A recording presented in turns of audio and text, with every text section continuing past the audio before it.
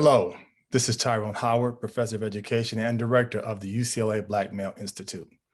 It gives me great pleasure and tremendous honor to talk about some new happenings with the UCLA Black Male Institute.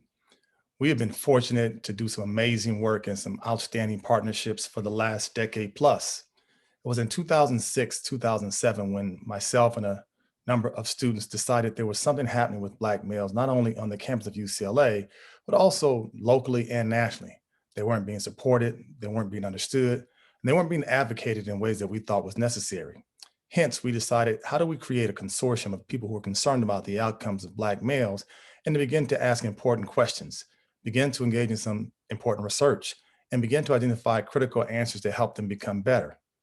Later on, with the help of a commitment of a number of students, doctoral students, by the way, John Carroll, Lamont Terry, Terry Flanall, Stanley Johnson, Kenyatta Jones, they were among the core group, Javon Hunter, who said, let's ask questions. Let's begin to be advocacy oriented around the experiences of Black males. And so it was in 2009 that we first birthed the UCLA Black Male Institute. And over that time, we've had the good fortune to work with a number of different partners and students and organizations. And our work has really been threefold around community engagement, research and evaluation, and really campus advocacy for Black males. That work has morphed into a number of amazing projects in the time.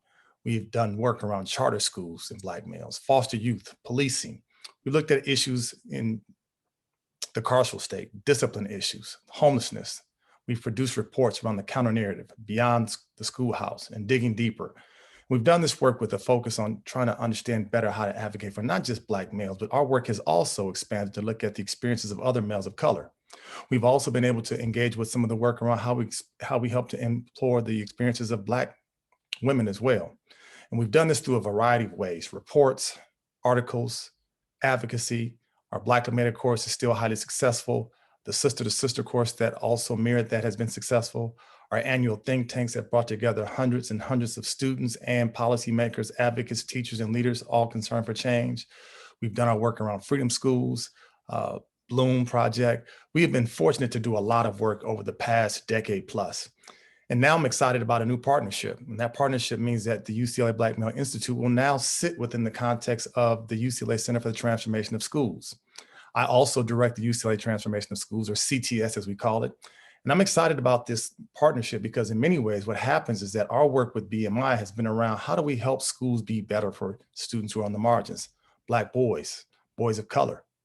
And we think in so many ways it's about schools having to change, systems and structures having to change to better serve the needs of our most vulnerable students.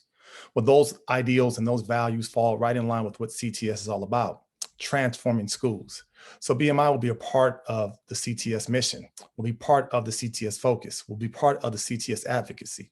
We have to change structures, we have to change policies, we have to begin to advocate for those who are the most vulnerable amongst our student populations. And unfortunately, we know that Black boys and other men of color are right in that particular catchment. So I'm excited about this work because we will continue to do the work we've always done, but we will have a bigger platform. We'll have a broader platform. We'll have much more research, advocacy, engagement around how we begin to transform schools for all students, but in particular for our most vulnerable students. So I just want to say thank you for all the folks who have been involved with CTS and who've been involved with BMI over the years, because we will continue to need you. There's so many folks I could go on and name. Corey Matthews has been a big part of this work. Randy Weaver has been a big part of this work. There's been so many names I could go on and on about your commitment and your involvement and your investment in this work. Travell Lyons, Travis Dumas, Earl Edwards. The list goes on and on, who've been committed to this work. So continue to stay involved, continue to stay tuned. Excited about this new partnership. BMI, Center for the Transformation of Schools, the best is yet to come. Thank you so much.